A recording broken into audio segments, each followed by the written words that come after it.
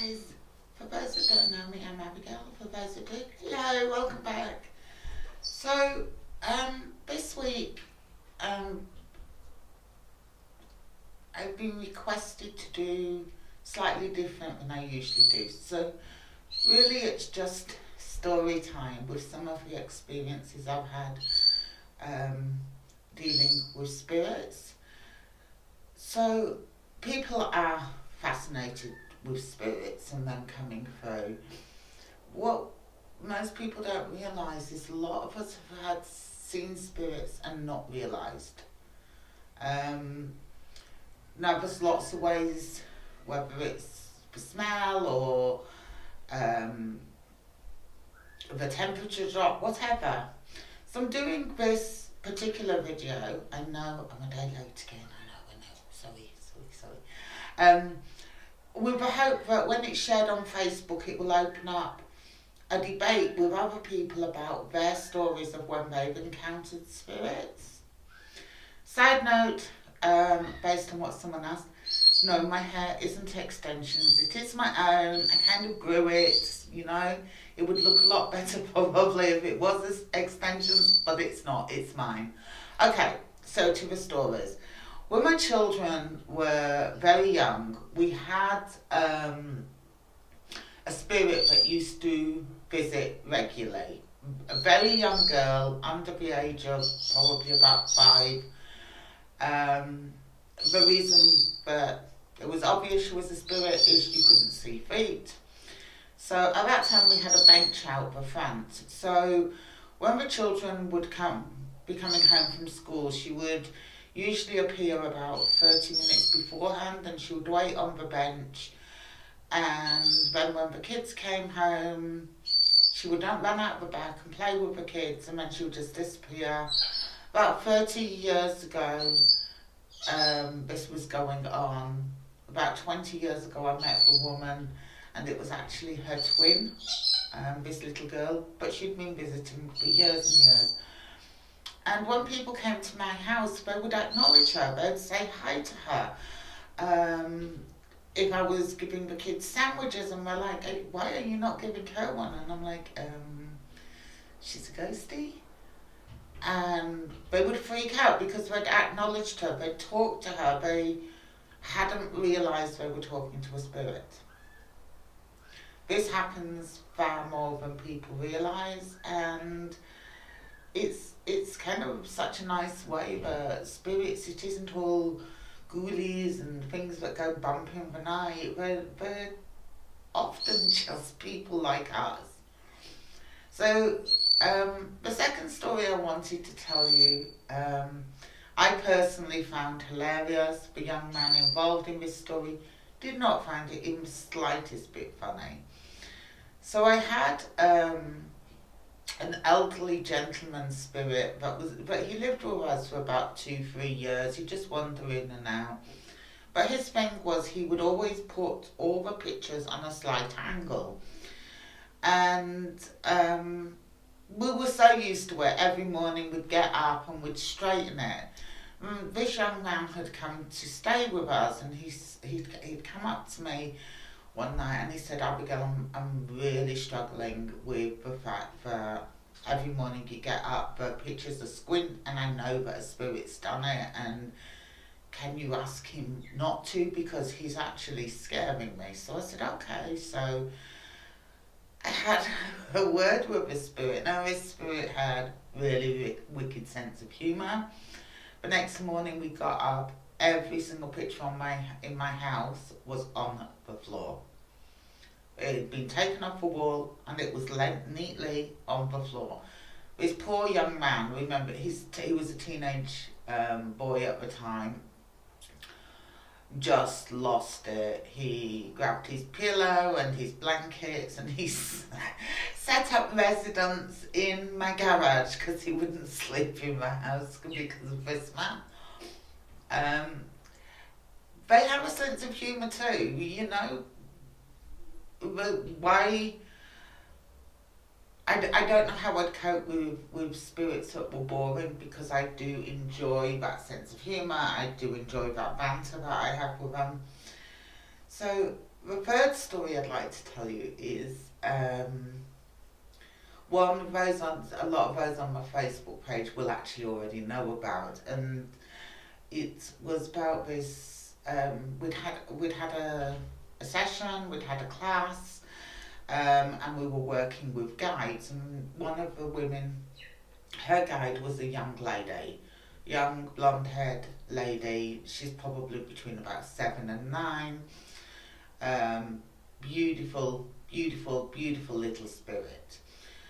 But didn't get taken home with the lady when the lady went. So what you do is there's a bit of a ritual to get the spirit back to the person, or you get the person to call the spirit back. But I was rushing because I had things to do, and I was going to go and get petrol. So I put my dog in the car, and I said to the little girl, you jump in the car and then I'll sort out for you to go home. So they were in the car, both of them, because I was out of the car doing petrol, both of them on the driver's seat with their heads hanging out of the window, barking.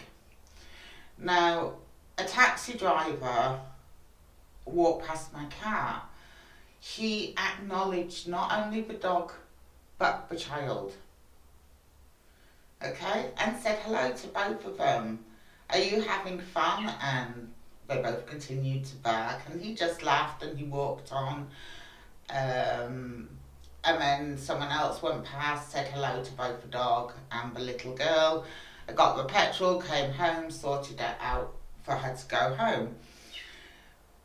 These are times where people have seen spirit with no idea that they've not only seen a spirit, but they've spoken to a spirit, and they've interacted with a spirit, and they do walk among us, and this idea that we have to go through all these rituals or all this stuff to bring a spirit through just isn't true.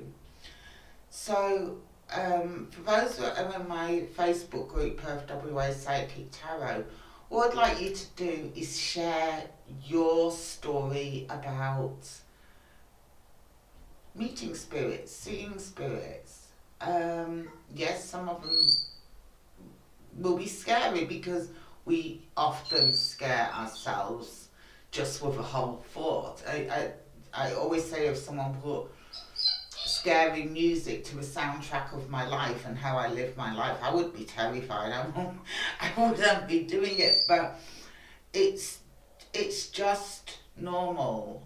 And so the chances are all of you, or at least most of you, will have at some point interacted with a spirit with no idea that you've done it. No idea. Because whether it's a dog running past that you see, or a person that you acknowledge, often they are there, we can see them. And people only freak out about them when they're conscious of it. The elderly gentleman I told you about with the pictures, he was really interested I had people over, and one of the women was a psychic, and we had another couple of people, and so he came in for the debate, and he's sitting there, and interestingly, it was the psychic that freaked out when she realised that we'd had this half an hour conversation and interaction and import, and one of the people in the group was actually a spirit. He was very visible. He only stayed a few years. They don't have time like us. For him it would have been a few minutes, but it was nice. I have different spirits in this house. I have someone's pet rat, which I really don't appreciate. Thank you, young lady. You know who you are. But her pet rat moved in years ago. I have the spirits, jumper is usually an animal where it takes over. If another animal has been seriously ill or something and then gets better, sometimes what's happened is a spirit has jumped. So a spirit of an animal that's passed over has jumped into this sick body, and it makes that body better so it gets to live. And so I actually have this spirit cat that's living inside a real cat that is convinced it should live with me because it knew me from being a kitten. My friend owned it, though I'd say it owned her. But spirits come in so many different forms. Please share yours. Let's talk about this. Let's open up debate. Let's normalise the fact that 99% of the time it's not going to be Hollywood. It's not going to be freaky. It's not going to be scary. It's just interaction between dimensions. Okay, guys, thank you for your time. I know I'm late again. I should really change the day, but I know if I change the day, then I'll just be late another day. So I will still keep aiming for once a week, but you know. Okay, you have an awesome week, and I will talk to you soon. Bye, guys.